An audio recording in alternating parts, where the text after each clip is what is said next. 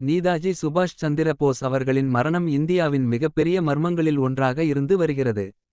1945ஆம் ஆண்டு ஆகஸ்ட் மாதம் Japan Taiwan அருகே நிகழ்ந்த ஒரு விமான விபத்தில் அவரின் மரணம் ஏற்பட்டதாக அதிகாரப்பூர்வமாக கூறப்பட்டது. ஆனால் இதற்கான சாட்சிகள் முழுமையாக உறுதி செய்யப்படவில்லை. 1. முக்கிய கேள்விகள். விமான விபத்து உண்மையா?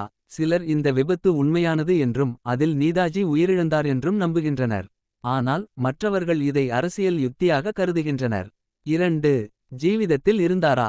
சில தகவல்படி நீதாஜி விமான விபத்தை தவிர்த்து இந்தியாவிற்கு வந்து பரவலாக தன்னை மறைத்து கொண்டதாக கூறப்படுகிறது.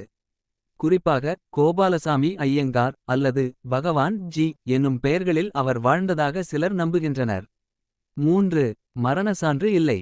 அவரின் உடல் அல்லது சரியான மரணசான்று எதுவும் கிடைக்கவில்லை. இது இன்னும் பல சந்தேகங்களுக்கு வழிவகுக்கிறது. 4. சி.பி.ஐ. விசாரணை. பல சமயங்களில் இந்திய அரசு இதை விசாரிக்க முயற்சித்தது. ஆனால் இன்னும் முழுமையான தகவல் வெளிவரவில்லை.